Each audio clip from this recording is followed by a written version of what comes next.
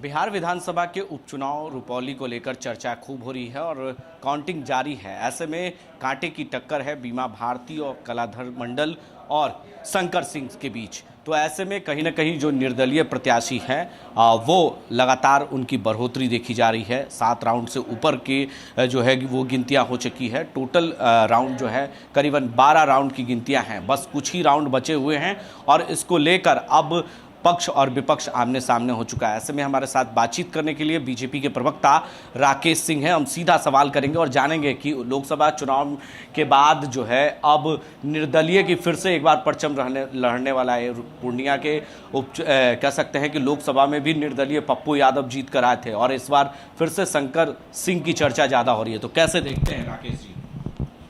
देखिए, जितना रुपौली की चर्चा हो रही थी, लेकिन जिस पार्टी ने बहुत ज़्यादा चर्चा कर रखा था वो पार्टी तो आज तीसरे नंबर पर जा रही है। ये चुनाव का जो रुझान आ रहा है गिनती का, उससे तो लग रहा है कि वो पार्टी तीसरे नंबर पर जा रही है। अब लड़ाई तो अब कलाधर मंडल और शंकर सिंह में है और जीत अंततः कलाधर मंडल की होगी। कैसे? क्योंकि 5 बार से बीमा भारती वहां से विधायक रह चुकी है, इस बार वो 6ठी बार किस्मत आजमा रही है। लोकसभा के चुनाव में भी तो रुपौली की जनता ने बीमा भारती को, हमने पहले कहा था कि बीमा भारती के बीमा को समाप्त कर दिया,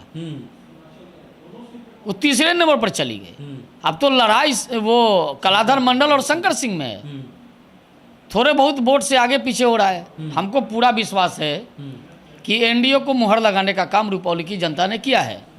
अंततः रिजल्ट कलाधर मंडल के ही पक्ष में होना है। लेकिन निर्दलीय भी अभी आगे हैं, कैसे दावा कर सकते हैं? क्योंकि संजय सिंह जो है शंकर सिंह, माफ़ कीजिएगा, शंकर सिंह जो है दूसरी बार किस्मत आजमा रहे हैं। पहले भी वो किस्मत आजमाए थे, ज़्यादा वोट से नहीं आ रहे थे।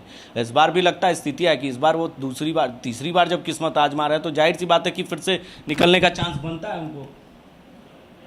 देखिए, अभी लड़ाई में स्पष्ट दिख रहा है कि जदयू वर्सेज निर्दलीय हो गया, राजद तो साफ हो गया। लोकसभा के चुनाव में भी तीसरे नंबर पर चली गई थी और अब तो विधानसभा का चुनाव हो रहा है रुपौली में, वहाँ भी तीसरे नंबर पर चली गई राष्ट्रीय जनता दल। अब लड़ाई तो इन दोनों में है। अंततः हमको पूरा विश्वास है कि रुपौली की जनता ने एनडीए को मुहर लगाया है। हम लोग निश्चित जीतेंगे। तेजस्वी यादव भी गए थे चुनाव प्रचार के लिए, उनके जाने के लिए गए ही नहीं थे, काफ़ी ताकत भी लगाया था। और तेजस्वी जी और पप्पू जी दोनों उस समय लगभग एक हो गए थे। तो देख रहे हैं परिणाम क्या आता है। पप्पू यादव भी उनके लिए प्रचार कर रहे थे, पप्पू यादव भी मिले थे बीमा भारती से, उसका असर नहीं दिखेगा क्या? तो देख रहे हैं कि पप्पू यादव वहाँ पास हो रहे हैं या फेल हो रहे हैं, ये तो देखना होगा। लेकिन लोकसभा में तो पास कर गए, लोकसभा में पास कर गए, लेकिन अभी तुरंत विधानसभा आ गया और बीमा जी और पप्पू जी दोनों साथ हो गए, फिर भी रिजल्ट तो दिख नहीं रहा है पक्ष में। लगता है शंकर सिंह क्या? लगता है कि एनडीए ही जीतेगा। लड़ाई तो एनडीए और निर्दलीय में है। लड़ाई में तो वो लोग आए भी नहीं। बीमा भारती का तो पहले ही पूर्णिया की जनता ने बीमा खत्म कर दिया था जी। तो देखिए, ये थे हमारे साथ बीजेपी के प्रवक्ता राकेश सिंह। बेबाक तरीके से सवालों का जवाब उन्होंने दिया और सीधे तौर पर कहा कि बीमा खत्म हो चुका है, भारती ही बची है। तो ऐसे में कहीं ना कहीं टक्कर जो है वो कलाधर मंडल और शंकर सिंह के बीच रह गया है, यानी एनडीए वर्सेस निर्दलीय। क्योंकि लोकसभा का चुनाव भी आप अगर देखें रिजल्ट, तो निर्दलीय प्रत्याशी पप्पू यादव भी जीत कर आए थे और एक बार फिर से जो है उम्मीदें लग रही है कि विधानसभा के उपचुनाव में भी निर्दलीय का ही परचम लहरेगा। अपने सहयोगी वीडियो जर्नलिस्ट दिवाकर ठाकुर के साथ मैं संजय कुमार, लाइव इंडिया हर पल, पटना।